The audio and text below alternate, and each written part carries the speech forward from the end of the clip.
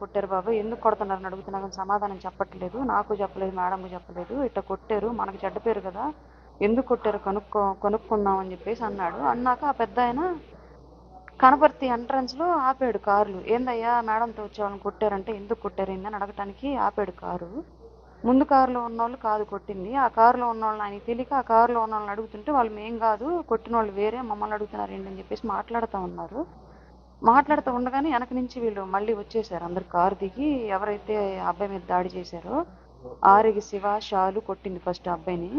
వాళ్ళిద్దరూ పిల్లి రాజేషు, ముత్యాల కళ్యాణం, చిట్టెం ప్రసాదు, చనపతి రాంబాబు వీళ్ళంతా వచ్చారు. ఒక్కసారిగా వచ్చి వాళ్ళ మీదకి చేసుకున్నారు. ఏంటి మమ్మల్ని ఆపి అడుగుతున్నారు, కొడతాం మీకెందుకు అని చెప్పేసి వాళ్ళ మీద దాడి చేశారు. వాళ్ళ మీద జరుగుతుంది, ఇట్లా గొడవ జరుగుతుంది. ఇంకా వీళ్ళ మీద చేసేసరికి వాళ్ళు వచ్చి వాళ్ళు తిరగమల్లారు. వీళ్ళు కొట్లాట జరుగుతుంది. కొట్లాట జరుగుతా ఆ పెద్ద ఆయన తలబాగలు కొట్టారు. కర్ర తీసుకొని, జెండా కర్ర, పెద్ద కర్ర తీసుకొని ఎవరైతే ఆపారో పెద్ద ఆయన, ఆ పెద్ద ఆయన తలబాగలు కొట్టారు.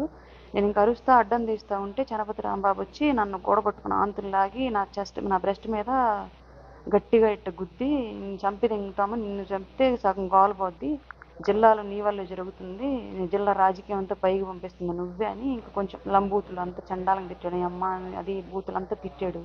అందరూ విన్నారు, అక్కడ ఉన్న వాళ్ళు మొత్తం విన్నారు. ఆయన గుండెలో, ఆయన కొట్టిన దెబ్బకి గుండెలో నొప్పి వచ్చి నేను సైడ్ అట్లా వాలిపోతూ ఉంటే నొప్పి తట్టుకోలేక ఇంక వీళ్ళు గబగబా కారులో ఎక్కించారు నన్ను. కారులో ఎక్కించినాక కూడా నా కారు చుట్టూ వీరంగం వేస్తా తిరిగాడు చనపతి రాంబాబు. నువ్వు దిగవే బయట, నీ సంగతి తేల్చుకుంటాను మేము, అసలు నీకేం పని, పార్టీలు నువ్వెవరు అని చెప్పేసి ఇష్టం వచ్చినట్టు మాట్లాడుతా కారు చుట్టూ గందరగోళం చేశాడు. వీళ్ళకి నన్ను దించకుండా డైరెక్ట్ ఇంక హాస్పిటల్కి తీసుకొచ్చారు. నన్ను ఆ తలపగలు పుట్టిన ఆయన పెద్ద ఆయన ఎవరైతే ఉన్నారో ఆయన్ని అబ్బాయిని తీసుకొని వచ్చారు, కారు ఎక్కించుకొని. అది జరిగింది.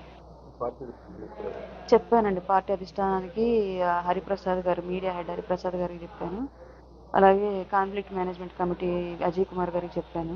ఇద్దరు కళ్యాణ్ గారి దృష్టిలో పెట్టాము, రేపు మాట్లాడతాం ఈ విషయం గురించి, మీరు లీగల్గా వెళ్ళండి, మేమే చేసుకోవడం తప్పు, మీకు న్యాయం జరిగేలాగా మేము చూస్తామని చెప్పారు.